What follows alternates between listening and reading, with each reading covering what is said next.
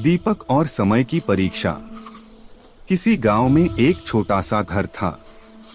उस घर में रहता था दीपक, एक साधारण लेकिन बहुत ही मेहनती लड़का। उसके पिता एक किसान थे और मां गृहिणी। परिवार की आर्थिक स्थिति अच्छी नहीं थी, पर संस्कार बहुत अच्छे थे। दीपक बचपन से ही ईमानदारी, धैर्य और परिश्रम का महत्व समझता था। दीपक पढ़ाई में तेज था। वह हर दिन सुबह खेतों में पिता की मदद करता, फिर स्कूल जाता और रात को लालटेन की रोशनी में पढ़ाई करता। कई बार थकान के कारण उसकी आंखें बंद होने लगती, लेकिन वह खुद से कहता, अगर आज हार मान ली तो कल कभी जीत नहीं पाऊंगा। पहली परीक्षा, गरीबी।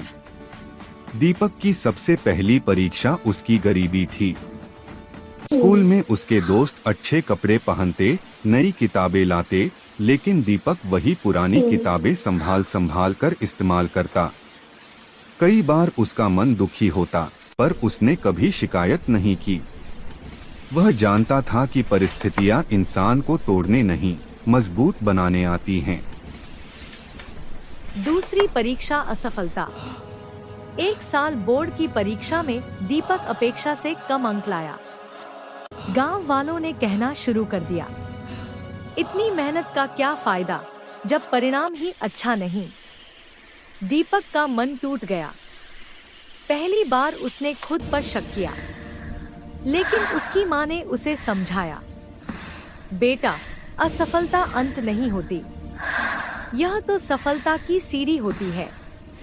माँ की बात दीपक के दिल में उतर गई। उसने और अधिक मेहनत करने का निश्चय किया। तीसरी परीक्षा, लालच। कुछ वर्षों बाद दीपक को शहर में नौकरी का अवसर मिला। वहाँ उसके सामने एक गलत रास्ता भी था, जिससे वह जल्दी पैसा कमा सकता था। कई लोगों ने उसे समझाया, आजकल ईमानदारी से कौन आगे बढ़ता है। यह दीपक की सबसे कठिन परीक्षा थी। थोड़ी देर के लिए वह डगमगाया, लेकिन फिर उसे पिता की सीख याद आई, बेटा, गलत रास्ते से मिली मंजिल कभी सुख नहीं देती। दीपक ने ईमानदारी को चुना, चाहे रास्ता कठिन ही क्यों न हो। समय का फल। समय बीतता गया। दीपक अपनी मेहनत और सच्चाई के बल पर धीरे